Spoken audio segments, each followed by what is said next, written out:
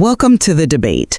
You know, when we really dig into the source material, there's this powerful tension right at the heart of Henry Creel, of Vecna, and it forces you to ask this ultimate question of control. Is he a master strategist whose every single horrific action is meticulously calculated? Or is he fundamentally a being driven by these deep, suppressed vulnerabilities from his past that actually place real limits on his power?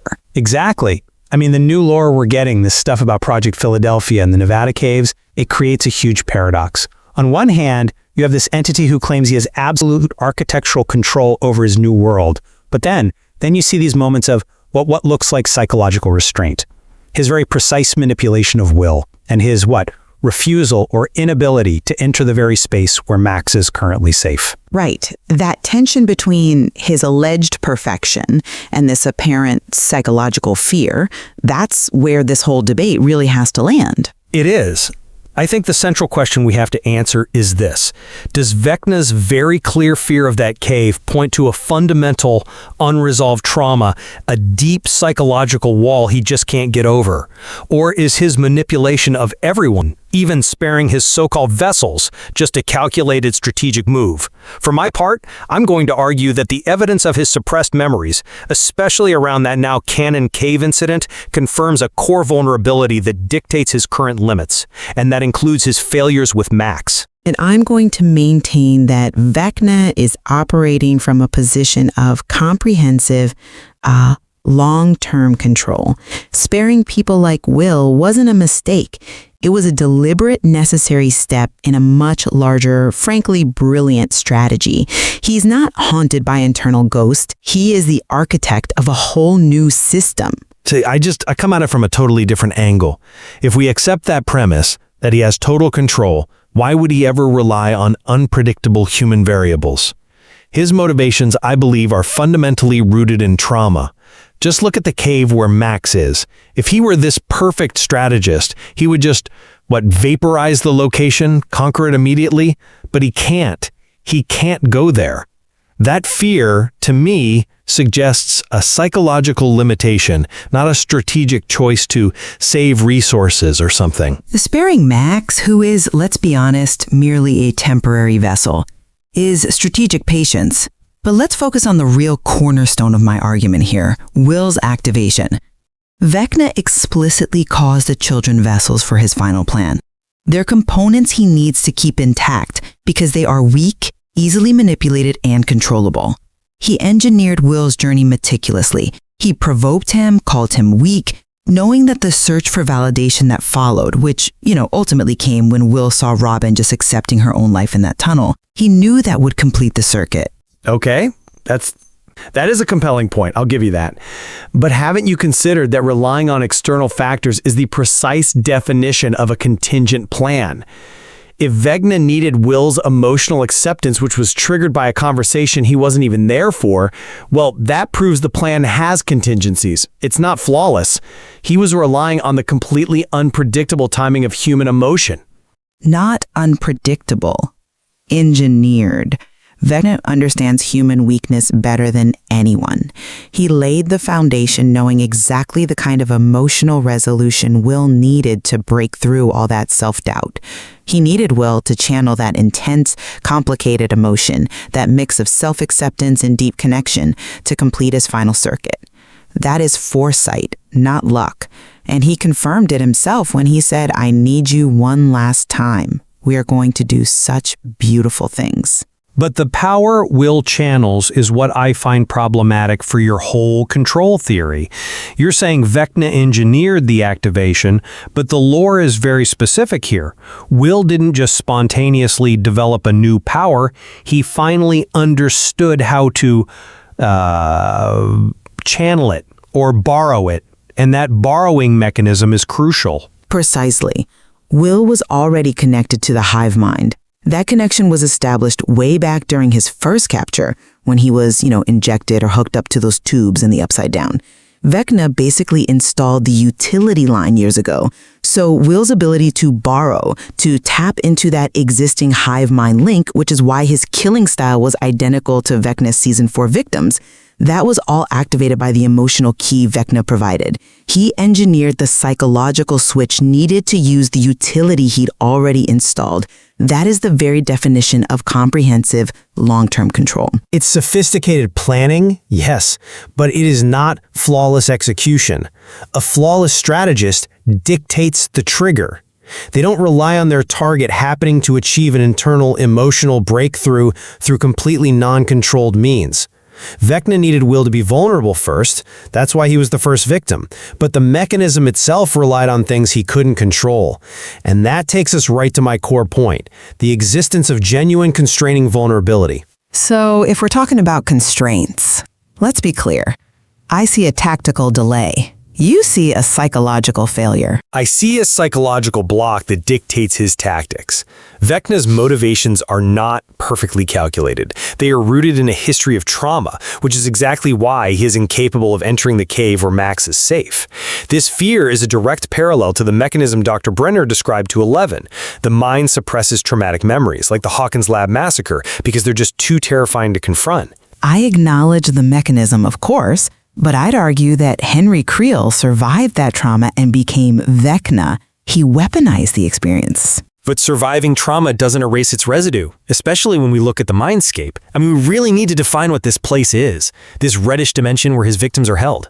Is it a functional, controlled dimension? Or is it a psychological prison that's dictated by Vecna's own consciousness? It is controlled containment. It's a high-security storage unit. Vecna is allowing the vessels to exist there precisely because he needs them for a larger, final role. But Henry himself clarified this. He said, "It is not that they have become a part of me, it's all in my head." If he is confirming that the Mindscape, the reality where he holds his victims, exists entirely inside his own consciousness, then the cave where Max is hiding is a physical manifestation of a psychological part of his brain. It's a segment where he is deeply vulnerable, a memory loop he cannot conquer. That feels like a bold leap. Why can't the Mindscape be a dimension that he controls, but one that's only accessible via that hive mind link? I mean, think of Robin's analogy about the radio antenna. Access is based on proximity and frequency. Will was only able to see into the Mindscape because there was a Demogorgon right there in front of him, which strengthened the connection. That suggests rules of logistics, not a loss of control. The Mindscape is a perfectly mapped storage facility, not a mental breakdown. But then why would a master strategist actively prevent Nancy from learning key information about his past while she was in there? His need to stop her from getting so close to the truth. That confirms the Mindscape holds secrets, the raw, sensitive origins about Victor Creel and his first acts. He doesn't want people in there because it contains his defining yet vulnerable truth. And Max is surviving precisely because she is hiding in the truth he fears most, the cave. Avoiding the temporary, tactical exposure of his origins is just smart strategy. If he avoids the cave while his ultimate goal is right there, imminent, he's just prioritizing the completion of the plan. The existence of a vulnerability is one thing. Allowing it to dictate your entire strategy is another. But it does dictate his strategy, and to understand why, we have to look deeper at the significance of the Nevada cave lore. You acknowledged the importance of the first shadow play, which we know is confirmed canon. That story establishes that the Nevada caves, where Henry first encountered the Mind Flayer and entered Dimension X for 12 hours after activating that Project Philadelphia device, that place became a site of extreme, suppressed terror for him. I agree the context is vital. The link to Project Philadelphia, this disastrous psychic energy project, and Henry's unique reaction, developing that rare blood type, it explains how he became so powerful. But you're missing the psychological implication of that origin. That experience is a direct parallel to Eleven's worst memories. Just as Brenner told her that her mind suppressed the Hawkins Lab massacre because it was too horrifying, Henry's mind did the same thing with the memory of his first terrifying encounter in that cave. This isn't just a tactical retreat we're seeing now. This is Henry Creel's primal terror manifesting in Vecna's strategy. His current inability to enter that cave is that past trauma continuing to constrain him. I see why you're going there, but I would frame the canon's power dynamic a little differently. We have to address the timeline paradox that this play introduces. How so? Well, the play suggests Henry first entered Dimension X, but the source material for the show explicitly established that 11 was the one who opened the original gate and created the Upside Down as we know it. This reversal suggests that while the origin story gives us context for Henry's unique nature, his powers, his blood, the ultimate power dynamic is reversed. He survived the trauma, yes, but he became the manipulator who now needs 11's actions to structure his world. And I would argue that surviving trauma doesn't remove the psychological residue. Even if 11's actions solidified the Upside Down's current form, the terror of Henry's initial 12 hours in that unknown dimension, the terror of his beginning, that remains the key to his psyche. He can't conquer the physical location of that memory, the cave, because it holds the raw truth of his initial terror and vulnerability from before he became Vecna. I find that line of reasoning just limits his agency too severely. If the trauma were a true fundamental limitation, why would he focus on this huge macro-level strategy, the 4 gates, the vessels, instead of just prioritizing conquering that psychological space first? Because he physically cannot conquer it. It's a psychological block that is overwhelming. He is actively terrified to revisit it, and that fear dictates his tactical choices. His strategy, while complex, is built around mitigating this central vulnerability.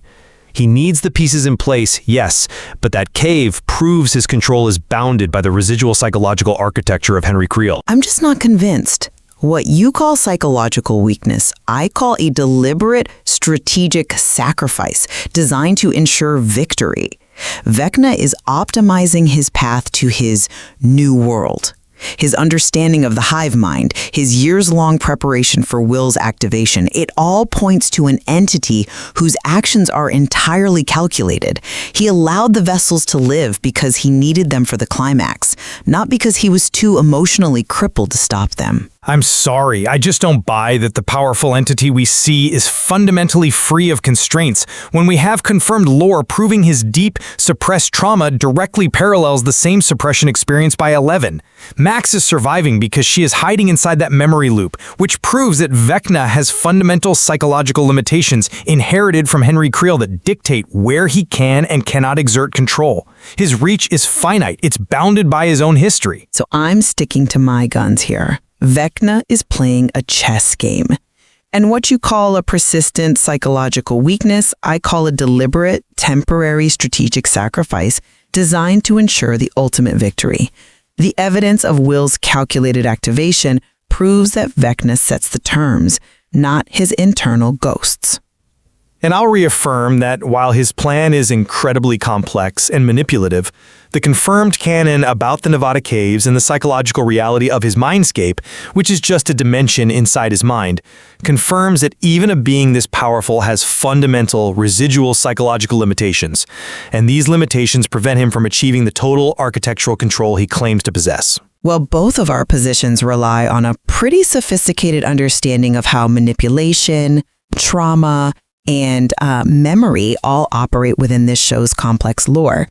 It really leaves the listener to weigh whether the vulnerabilities of Henry's past are a continuous constraint that truly limits Vecna's power, or if they're just strategic assets in his ultimate calculated design. Indeed. That dynamic between strategy and psychology is completely open for interpretation, and I think the limits of Vecna's own mind will inevitably define the final confrontation. If you enjoy this video, please like, share, subscribe and hit the bell to the later update from my channel. Thank you for watching till the end and see you in the next video.